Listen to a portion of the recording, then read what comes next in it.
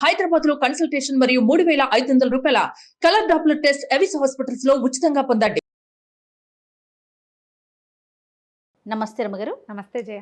రమగారు, మనం నవరాత్రుల సందర్భంగా అమ్మవారి కథలు చెప్పుకుంటున్నాం. అందులో దేవి భాగవతం నుంచి తీసుకొని చెప్పుకుంటున్నాం కదా. ఇంకొక కథ చెప్తారండి? షష్ఠీదేవి కథ చెప్తాం. షష్ఠి, షష్ఠి అనకూడదు, షష్ఠి రెండు షాలే. Okay okay. ఈ షష్ఠీదేవి కథ చాలా విచిత్రంగా ఉంటుంది జయ. పూర్వము స్వయంభవ మను ఆయన ఒక కుమారుడు ప్రియవ్రతుడు. ఆయనకి మాలతి అని ఒక భార్య ఉండేది. అయితే చాలా కాలం సంతానం కలగలేదట. ఎన్నాళ్ళో సంతానం లేకపోతే కుదరని కాలం అది. ప్రత్యేకంగా పురుష సంతానం కావాలి.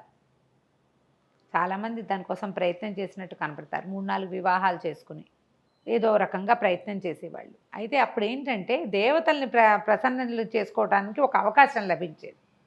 పుత్రకామేష్టి యాగం చేయమని కశ్యప ప్రజాపతి సలహా చెప్పాడట. దాంతో ఈ ప్రియవ్రతుడు మా భార్యతో కలిసి పుత్రకామేష్టి యాగం చేశాడు. యాగం మీద చాలా సమయం పడుతుంది. అది చిన్నది సింపుల్ది కాదు, చాలా సమయం తీసుకుంటుంది. దాని ముందు ప్రిపరేషన్ కూడా చాలా ఉంటుంది. ఒక యజ్ఞానికి ఒక స్థలానికి ఇది చేయటము, స్థలం దున్నటము, పంట పండటము, ఆ ధాన్యంతో చెయ్యాలి. అవేవో 2 పంటలు 4 పంటలు అట్లా లెక్క ఉంది. ఇవన్నీ చేయాలి. మళ్ళీ అదంతా మామూలుగా అవ్వాలి, తడి ఆరాలి. అది అట్లా ఏంటంటే పక్వమైన భూమి, బాగా ధాన్యాన్ని ఇవ్వగలిగే భూమిలో కావాలన్నమాట. అట్లా చేయాలి, అక్కడ యజ్ఞం చేయాలి. మళ్ళీ రాజు ఊరు ప్రవేశం చేయకూడదు, నగర ప్రవేశం చేయకూడదు, నగరంలో చేయకూడదు, బయట. చాలా ఉన్నాయి నియమాలు. పుత్రకామేష్టి అంటే ఎవడో పేరు అనుకుంటా కాదు, ఎన్ని నియమాలు ఉన్నాయో. నగరం బయట ఉండిపోవాలి. అలా చేయబట్టే ఫలిస్తాయి. అలాగే మొత్తం భార్యలతో సహా ఇక్కడికి వచ్చేస్తే మళ్ళీ అంతఃపుర ప్రవేశం ఇదంతా పూర్తయ్యి అవభృత స్నానాలు అవన్నీ అయ్యాకే. అప్పటిదాకా రాజ్యం లేదు. రాజ్యం మంత్రులు చూసుకోవాల్సిందే. వాళ్ళే ఇక్కడికి వచ్చి మాట్లాడతారు, ఈయన వెళ్ళకూడదు, దీక్షావస్త్రాలతో ఉండాలి. చాలా నియమాలు ఉంటాయి. కష్టపడి పుత్రకామేష్టి చేస్తే ఆవిడ కొంతకాలానికి మాలతీదేవి గర్భవతి అయింది. ఎంత కాలానికి గర్భం ఫలించల, నొప్పులు రాలే ఆవిడికి. మామూలుగా ఏదో 12 నెలలు అలా ఉండేవి. ఆ కాలంలో 14 నెలలు ఉండేవి. కృతయుగంలో త్రేతాయుగంలో కూడా 12 నెలల గర్భం మాట వింటాం, కొన్ని చోట్ల కనపడుతుంది కథల్లో. అయితే ఇక చాలా కాలం అయిన తర్వాత ఎప్పటికో పురుడొచ్చింది ఆవిడికి. వస్తుంది అనుకున్నప్పుడు రాలా, ఇంకా రావట్లేదు అని ఎంతకాలమో ఆ గర్భాన్ని మోసాక ఆమెకి పురుడొచ్చింది. చక్కటి సర్వలక్షణ సముపేతంగా ఉన్నటువంటి పిల్లవాడు పుట్టాడు. ఎంత బాగున్నాడో. కానీ స్టిల్ బర్త్, మృత శిశువు జన్మించాడు. చాలా దుఃఖపడ్డారు. ప్రజలంతా దుఃఖంలో మునిగిపోయారు. రాణిగారు స్పృహ కోల్పోయింది. రాజుగారు అపారమైన దుఃఖం. ఇంత వ్రతం చేసి ఇంత పుత్రకామేష్టి సంవత్సరాలు గడిపి ఈ గర్భాల సత్వం ఇంత బాధపడి ఆవిడ పాపం మృత శిశువుని చూసేసరికి చాలా దుఃఖంతో మునిగిపోయారు. సరే, దుఃఖంతో మునిగినా ఈ బిడ్డని ఉంచుకుని ఏం చేయలేరు. ఎవరైనా వచ్చినా ఇంకోసారి సంతానం కలగడానికి ఇంకో యజ్ఞం చెప్తారు, కానీ పుట్టిన శిశువుని పిల్లవాడిని ఏమీ చేయలేరు కదా. సరే, ఈయన శిశువుని భూస్థాపితం చేయటానికి మరి అలాగే కదా చేస్తారు, ఖననం చేయటానికి బయలుదేరాడు. ఆ వెళ్ళేసరికల్లా ఆ దారిలో ఒక పెద్ద దివ్య విమానం దిగిందట. ఆ విమానంలోంచి మహాద్భుత సౌందర్య రాశి, ఎన్నో ఆభరణాలు ధరించి ఉన్నటువంటి ఒక దేవతామూర్తి దిగింది. పిచ్చి దుఃఖంలో ఉన్నాడు రాజు. వెక్కిళ్ళు పడుతున్నాడు పిల్లవాడిని ఎత్తుకుని. ఏమిటో దుఃఖం తీరిపోయినట్టు, ప్రశాంతంగా ఉన్నట్టు, ఏడుపు ఆగిపోయి ఒక లేని జవసత్వాలు ఏవో వచ్చేసినట్టు అలా అయిపోయిందట ఆమె దిగేసరికి. అమ్మా, ఎవరు నువ్వని ప్రశ్నించాడు. ఆవిడ, నేను పరదేవత యొక్క షష్ఠాంశ నుంచి జన్మించాను. ఆమె యొక్క 6వ అంశ, అమ్మవారి తాలూకు 6వ అంశ నుంచి జన్మించాను. షష్ఠీదేవి అంటారు నన్ను. గర్భము, దాని రక్షణ, శిశు సంరక్షణ, అది నా బాధ్యత, నేను అదే చేస్తాను అని చెప్పి ఆవిడ ఏం చెప్పిందంటే, వజ్రాంగుని కుమారుడైన తారకాసురుడు చాలా దేవతల్ని అందరినీ బాగా బాధపెట్టాడు. అప్పటికి శివపార్వతులు వివాహం కాల. తారకాసురుని సంహరించాలంటే కేవలము పరమేశ్వరుని యొక్క కుమారుని వల్లే సాధ్యపడుతుంది. అతనికి అలాంటి వరం ఉంది. అప్పటికి సతీ వియోగంతో విరాగిగా ఉన్న పరమేశ్వరుడు హిమాలయాల్లో తపస్సు చేసుకుంటున్నాడు. తపస్సు చేసుకుంటున్న ఆయనని మళ్ళీ వివాహం వైపుకి తిప్పడం కోసం హిమవంతుని కుమార్తె అయిన పార్వతిగా అమ్మవారు జన్మించింది. ఆమె ఆయన్ని వివాహం చేసుకుంది. కాలక్రమంలో మన్మథ దహనం జరిగిన తర్వాత పార్వతీదేవి ఎంతకాలం అపర్ణగా తపస్సు చేసిన తర్వాత శివుని వివాహం జరిగాక కొన్ని వందల దివ్య సంవత్సరాలు భార్యాభర్తలిద్దరూ క్రీడించిన తర్వాత పార్వతీదేవి ద్వారా కాకుండా కానీ ఆమె వల్ల ఆమె కోసమని శివుని వీర్యస్ఖలనమైంది. ఆ వీర్యం నుంచి జన్మించాడు కుమారస్వామి. ఎట్లా జన్మించాడు?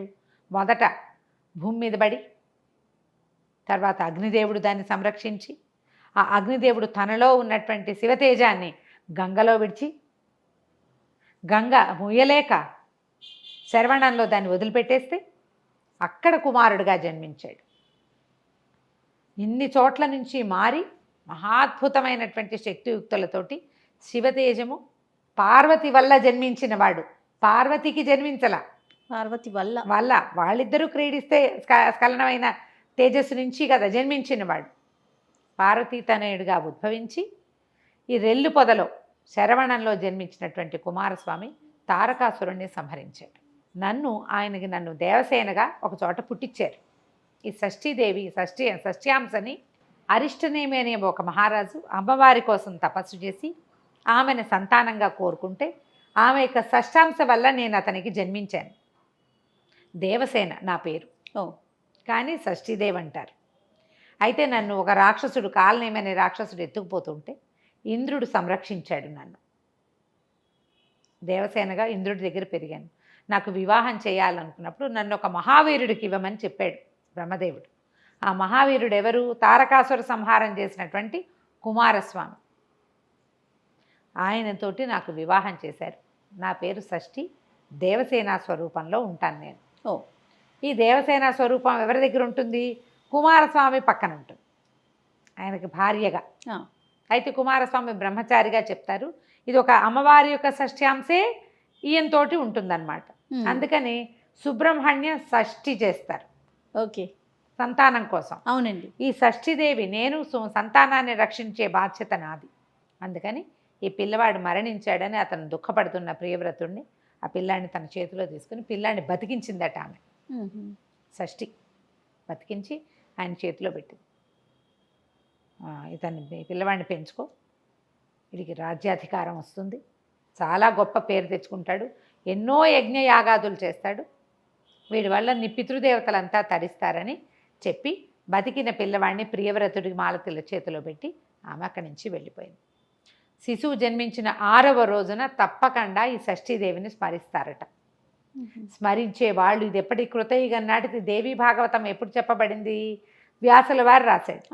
ఆ కాలం నుంచి కూడా ఈ 6వ నాడు ఓసారి గండం దాటినట్టు, 6వ నాడు దాటితే ఇక పిల్లలు బతికి బట్టకట్టేసినట్టే. అవునవును. హాస్పిటల్స్ నుంచి 5వ రోజున పంపిస్తారు. 6వ రోజున చాలామంది స్నానాలు చేయిస్తారు. చాలా ఇళ్లల్లో ఉంటుంది. మనకంటే కూడా నార్త్ ఇండియాలో ఎక్కువ పాటిస్తారు షష్ఠిని. తర్వాత తమిళనాడు ఆ వైపు కూడా షష్ఠిని పాటిస్తారు. ఈ షష్ఠి నాడు సుబ్రహ్మణ్య ఆరాధన చేసిన వాళ్ళకి సంతానం కలుగుతుంది. షష్ఠి ఆదివారము కలిసి వస్తే ఇంకా విశేషం అని చెప్తారు.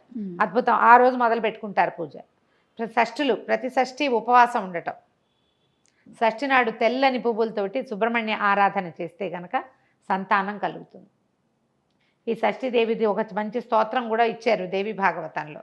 చిన్న ఒక 8 శ్లోకాలు అలా ఉన్నాయి. దేవి భాగవతం పుస్తకం అయితే ఎవరికైనా అందుబాటులో ఉంటే చూడండి.